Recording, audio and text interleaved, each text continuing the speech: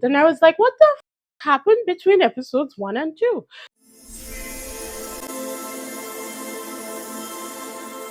Hi people, welcome back. If it's your first time, my name is Talia Adewale. This is by Dem. Today we're doing episode 2 of Possessed Love. Try to do all the right things and let's just hop into it. So I did consider doing a reaction for all of them because it's like I said, it's only 6 episodes. Someone did explain to me, I don't know if it was on YouTube or on Patreon, about them, cutting a lot off because of the Olympics. So they shortened it to 6 episodes. We know Korean TV does not do 6 episodes. I've never seen 6 episodes ever. In fact, I thought it was still ongoing when I started watching it. So I was like excited because I was like, oh, I could watch it and catch up. But it's only 6 episodes. And yeah, I did think about switching to reactions, but then I would have to rewatch episode 1 and react to that. And I was just like, you know what?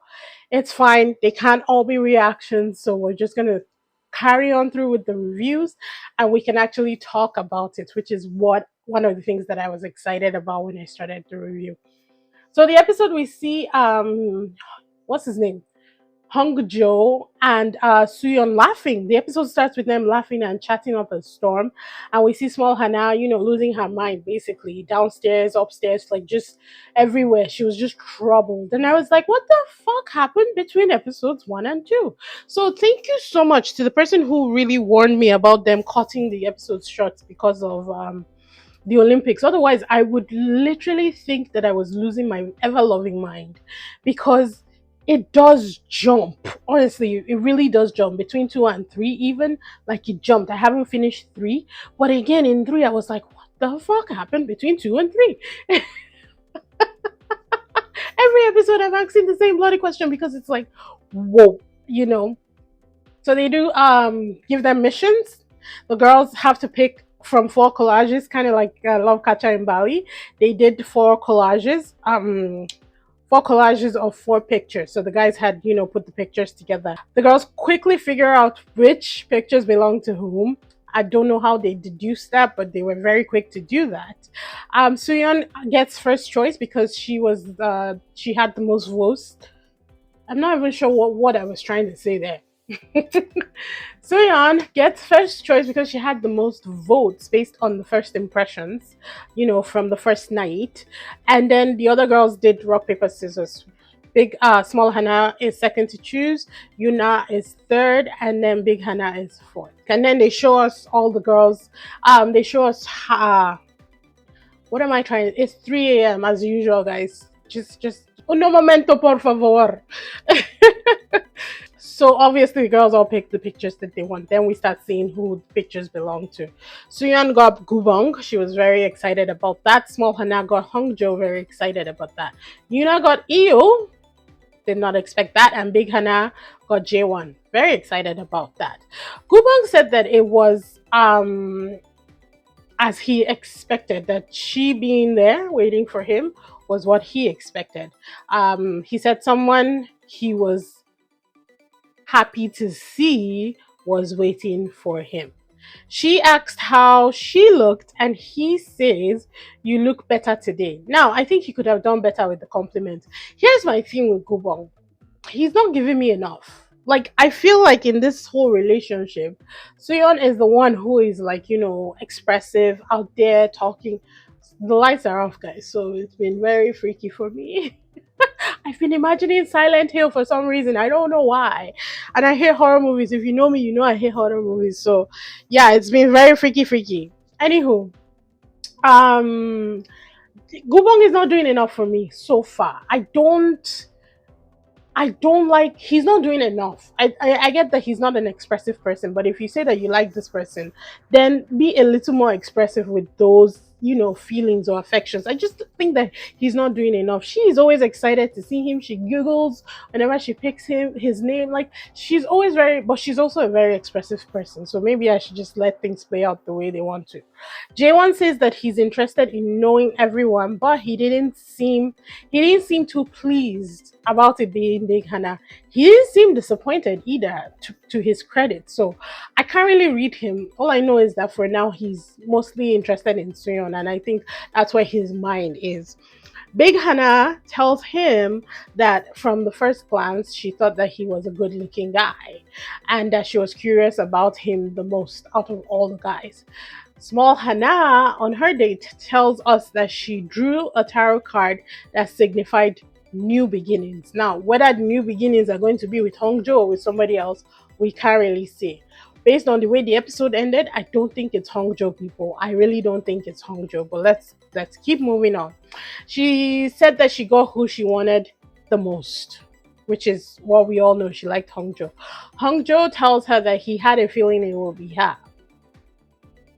He then accurately guesses that she reads tarot cards and she accurately guesses that he's a shaman.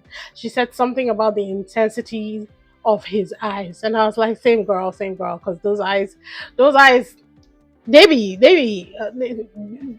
the way she said it, the intensity of his eyes. Let's leave it like that, because I ain't about to insult a whole group of people, because that's not my intent. But there is something about him that gives me this. It, it it gives me the heebie-jeebies, and I don't know why. Maybe it's his spiritual intensity that I can feel through the screen, but I don't know. There's just something about him that gives me the heebie-jeebies. The best way that I can describe it. We then learned that Hongjo used to be a trainer, an English teacher, a traveler, and he speaks multiple languages. Like, he was just coming forth with the whole thing. It was kind of like an interview for him, you know. And she was like, "I want to get to know you slowly. Like, based obviously, I want to get to know you over multiple dates." And he was just like, "I want to tell you everything now." Like he was doing, like he was reading off his, what's it called, cards, I thought that it was cute in a very funny way. They then take pictures and then they play the guess what I wore yesterday game. So they take pictures of each other, and then she said something about if you were really interested, you would know. No, he I think who started it? Somebody said something about if you were really interested, you would pay more attention. And then I think he asked her, "What did I wear yesterday?" And she guessed it right. And then she asked him, "What did I wear yesterday?" And he guessed it right, down to her changing outfit twice. So I guess maybe, or maybe they just have. I know she definitely was watching out for him. I don't know about him. I can't read him, and I don't try because looking just he gives me the heebie-jeebies, like I said. So I don't even bother trying. Miyul says that he was flustered. He had no clue what he'd talk about with Yoon Ah. Honestly, the date was dead. He didn't know what to say, so he didn't really say much. And I was like, okay, I get that you're not really interested in the girl, but at least make friends, ask her, who do you like in the house, what was your first impressions? Like, there are questions that you can talk to somebody about on a date without actually being interested in that person, right? I didn't like what my hair was doing, so I decided to just try and fix it. Anywho, Gubong picked a temple for their date. It was a cute temple, don't get me wrong, it looked beautiful. But for the first date, I don't know. I guess he was really leaning into his spirituality, but he then explains it. Though he explains why he picked the temple because of his history and where he comes from, with his father being a monk and him growing up in the temple to start. So, I guess it was significant. I don't know. I don't know. It didn't seem like the best choice for me. She didn't care. She loves that kind of stuff. So I guess it worked out for him. He then guesses that she is a fortune teller, which I guess shamans are, right? During J1 and Big Hannah's date, there was this hair moment where he put her hair behind, her ear, and I thought it was cute, but I wouldn't read too much into it. To be honest, I think the panel was reading way too much into it. They got so excited, and if there's anything that these shows have taught me is that you don't get excited on the first reaction. Just don't. It's not worth it in the end. So I didn't get excited. I thought he was just putting the hair behind her back. Big Hannah wouldn't let him speak.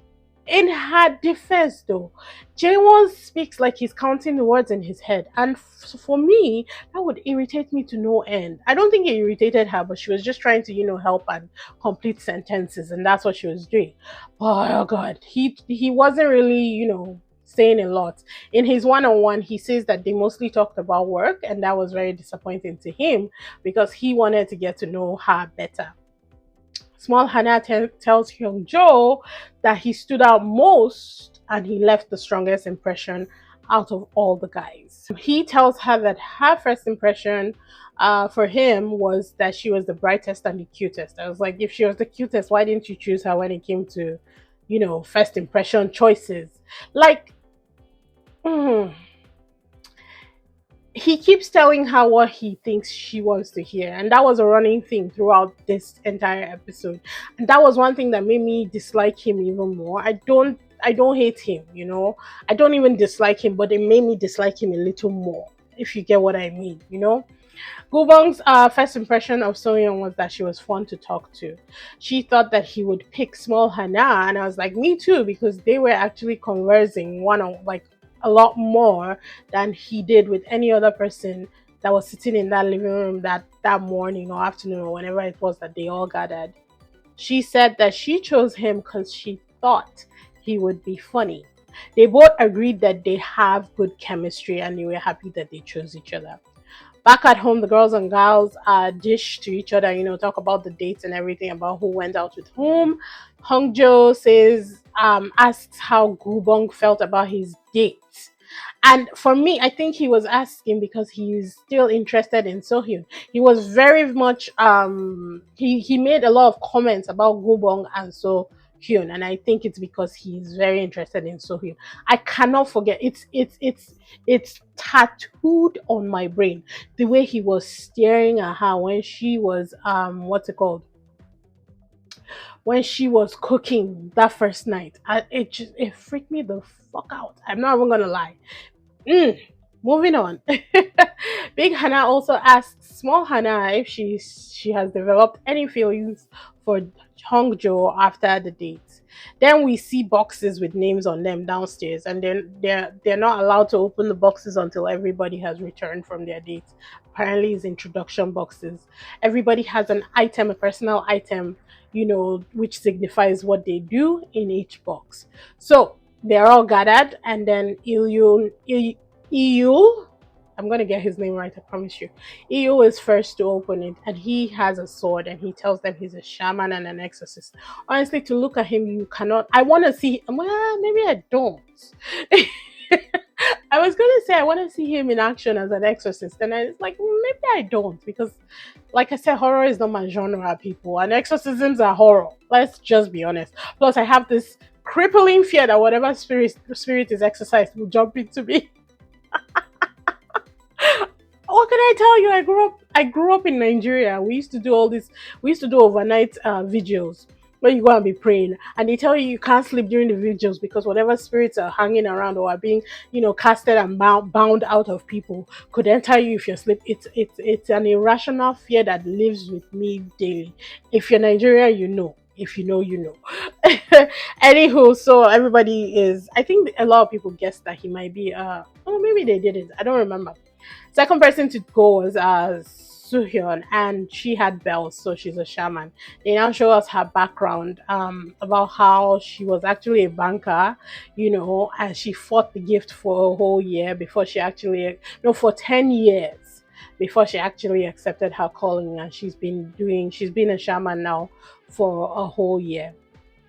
Her story was really sad, because when things are happening around you and you think that you're not normal, like, it's not a fun feeling. But I'm happy that at least she accepted it now. She looks like she's actually happy. Third to go was Hongjo, and he had flags. He tells them he's a shaman and he uses flags.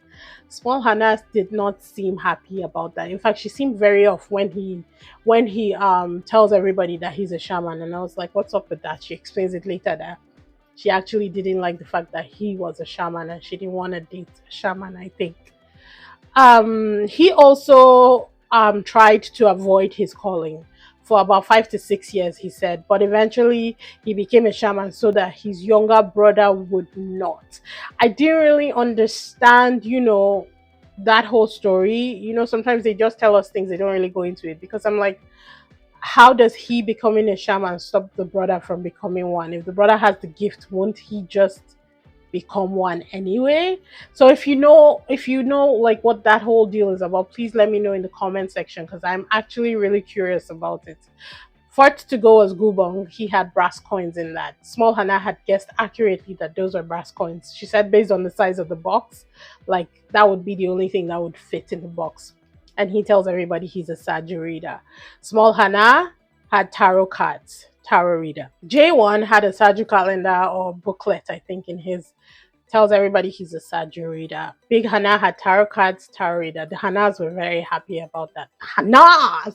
I'm sorry if you've watched Brooklyn Nine-Nine, you know what that's from. Yunha had a painting. It was very beautiful, very beautiful. It was a ship on the seas.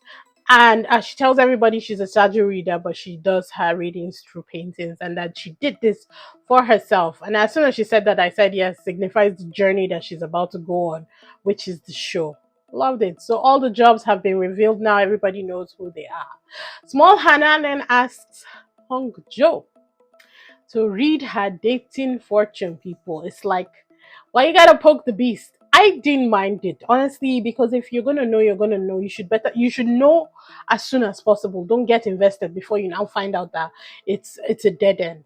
Anywho, he starts his thing. She pulls out the white flag at first, but he says nothing. So Hyun immediately is like, now everybody, like the atmosphere just like plummets. She goes again, then she pulls out the green one. Soo-young immediately says, it's a no for you. 안 된대. Goddamn. Goddamn, goddamn, goddamn. Sorry, can somebody tell me what the white flag means? First of all, I don't understand why green, which means go, means no for shaman reading. I don't understand it. But it went downhill from there. After that, what's it called? Hongjo tries to pull it out himself. He does his own and he picks the green. So green means failing or stuck. The whole house is brought completely down. The atmosphere is in the gutter and everybody disperses. So the panel thinks that it was a bad idea to have her, her fortune read by the guy that she likes. But I'm like, no, I disagree. Honestly, like, it doesn't matter whether it's by the guy that you like or not. You should know early so that you can know how to handle things moving forward. Because I'd rather know at the beginning and not invest my heart, Because now that the deity have told her do not go there, and if she chooses to go there, whatever she sees, she gets. Chikena, moving on. The hits kept on coming for this girl, people. It's like she was in a boxing ring and Tyson said, we are taking you down to the floor. What was my impression of Tyson? Oh my god. Oh, that was bad. That was very bad. The hits just kept on coming because she goes back to the room and she starts doing her own tarot cards. And the first card she pulls out is the betrayal card. The second card is the devil card. The devil card apparently means an addiction that you can't stop even when you know it's bad for you. She kept going and the final card she picked was death. And I was like, girl, it's done. They've told you do not go here. You still want to go. If something is warning you off this man, listen. I could tell you from looking at him that he's not where you want to go. But this is personal bias. No, and it's not even a bias. Like there's just something off with him. I don't know what it is, guys. But like I told you, I trust my gut, and my gut says there's something off with him. It scares me. It scares me. I just don't know what it is. And he has done nothing. Let me say it again. He has done nothing. I have not read anything. I have not seen anything. But my gut instinct says I cannot parley with this person. So I do not. So the day two choices, small Hannah picks Hongjo, of course. There was nobody else for her to technically pick, if I'm being honest. They don't show us who Hongjo picks. Gubong picks Sohyun. Sohyun picks Gubong.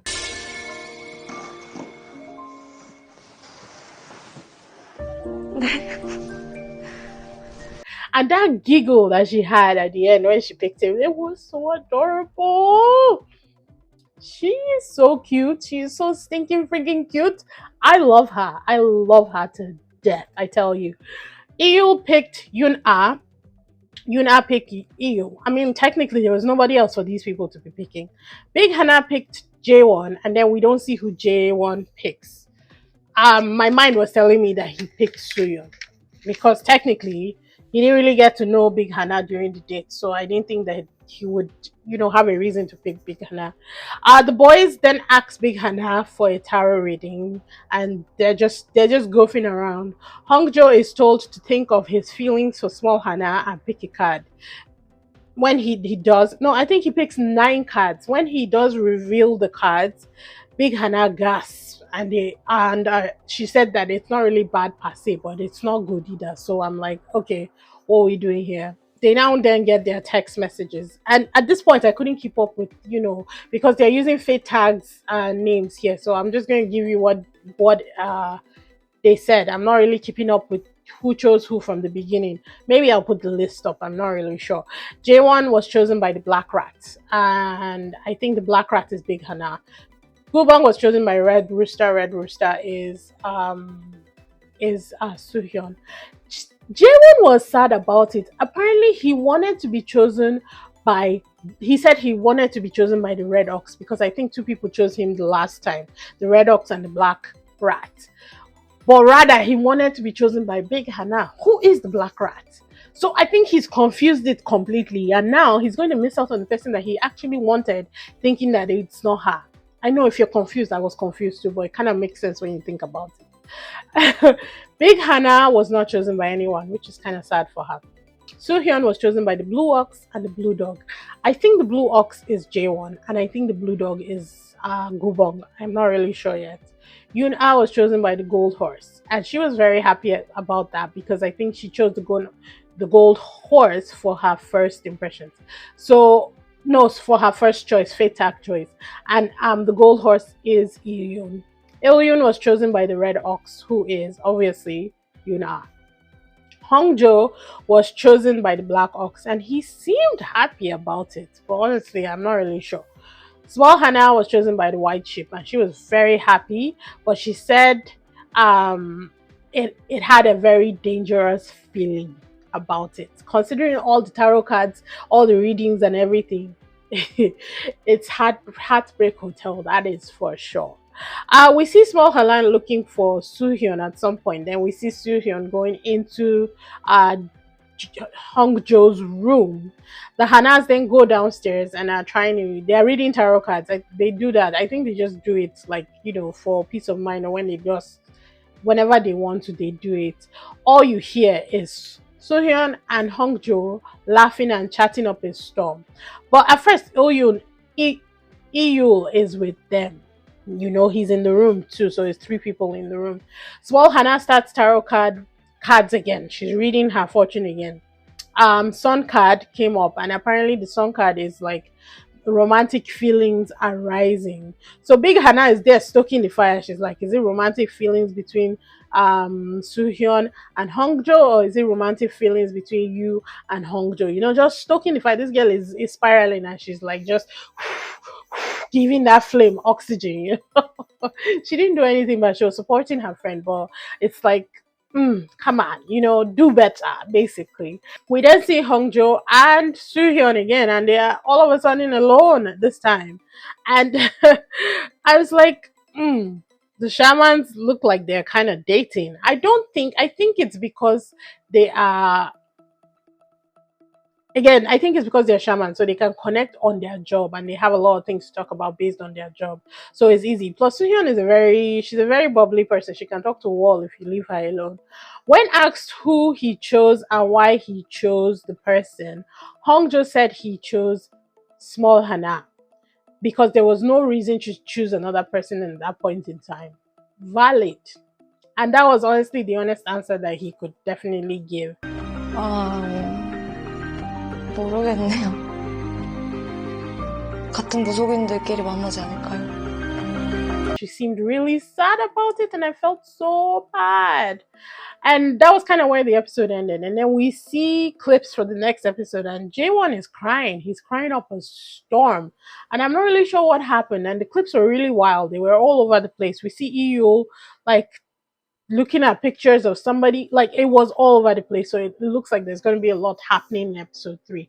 But I really enjoyed this. I really like it. It's such a different concept from what we've been seeing so far, and it's so unique and like so its own thing that I love it.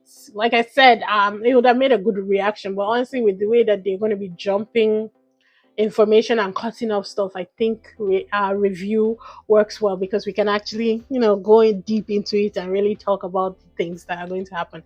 It looks like in episode 3, Eo and Small Hannah go on a date and he seems to have fallen in love with her. I'm excited to see that whole thing unfold. And I want to see what happens with Gubong because I need him to do more. If my girl's gonna choose you, you gotta do more. Just do something. Anyhow, I hope you guys enjoyed the review. Be sure to do all the right things. Follow us on Patreon. We have fun there, and a lot of reaction episodes are going to be free out there. So, yeah, check that out, and I will see you guys in the next one. Bye.